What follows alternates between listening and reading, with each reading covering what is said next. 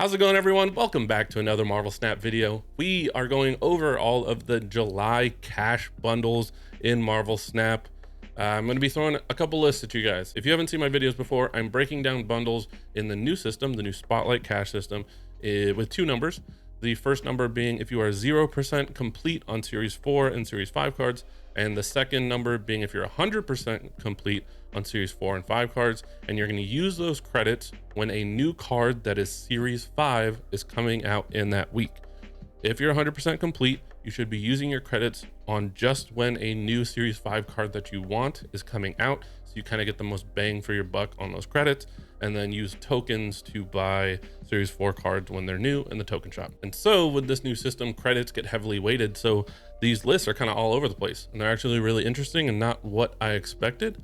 It makes different bundles more appealing to different players, and I think that's good. I think it kind of spreads out the everyone focus on this bundle is by far the best one, don't buy anything else type of a mindset, and gives other players some options to make the most out of their cash or gold. Now I'm going to show you two separate lists of two lists. Each list is going to have 0% complete and 100% complete, and you're going to fall somewhere on that range. You can figure out where you land and where these bundles kind of land for you, but I'm showing the two extremes. The value of gold in these cash bundles changes drastically based on what you spend that gold on. So the first list is based on if you take that gold, you spend it on credits, and then you use those credits on the collection track and you unlock what you unlock. The second list is if you take that gold and you buy the Cosmic Wildfire bundle coming out, and so you're getting 0.9 tokens per gold spent roughly on the Cosmic Wildfire bundle, which means that the gold has a slightly higher value, which kind of bumps up some of the bundles into a range where I do recommend buying them, where I didn't recommend them before.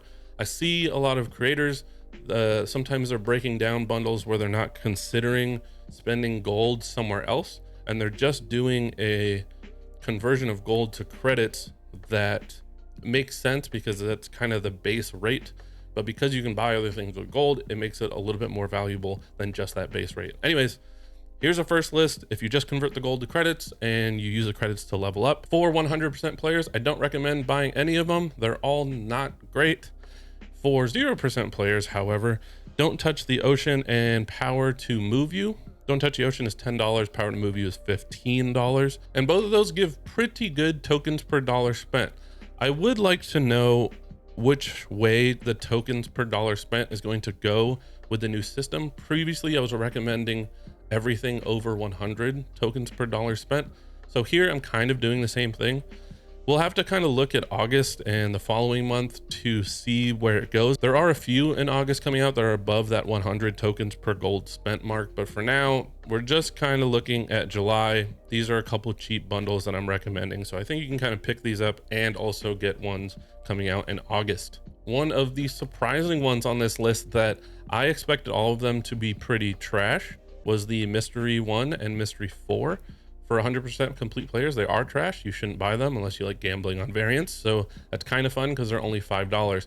However, for players who don't have Series 4 and 5 cards, the 700 credits you get from them are actually pretty good. It's not over the 100 token per dollar spent limit, but it's pretty close, and it's $5. You get a free variant. You get a good amount of credits for the $5. So that's up to you if you want to buy them. Now, when we compare all this to the second list, you will see one big jump here, and that is the Don't Touch the Ocean bundle for 100% players. This goes from the 80 tokens per dollar spent up to 115 tokens per dollar spent, because in this bundle, for $10, you get 600 credits and 1,000 gold, which means whatever you spend that gold on is going to heavily sway how good the bundle is. And the Cosmic Wildfire bundle is so good. I say so good for what we've seen. It's not so good compared to like the collector bundle and some of the past bundles, but for what we've seen and what we're being offered, it's the best gold bundle you can buy.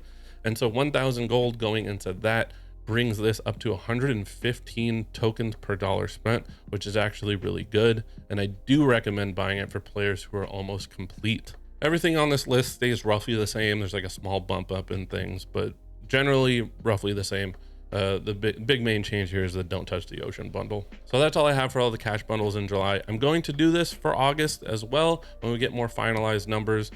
Later on in the month, I'll kind of skim through all of the August bundles, show you guys what's in them and my initial thoughts on what you should buy. Nothing super expensive stands out that you need to be saving for. I know the Morbius mech bundle is pretty good. That's a cash bundle. The Pro bundle for certain players isn't bad, and the first Token Tuesday, they're kind of using that old Token Tuesday price, so that is an instant buy also. Anyways, I do one of these breakdowns for every major bundle coming to Marvel Snap, so if you're not subscribed, consider subscribing. And as usual, if you love all things Marvel Snap, make sure you like and subscribe, hit the bell. I'll see you in the next one.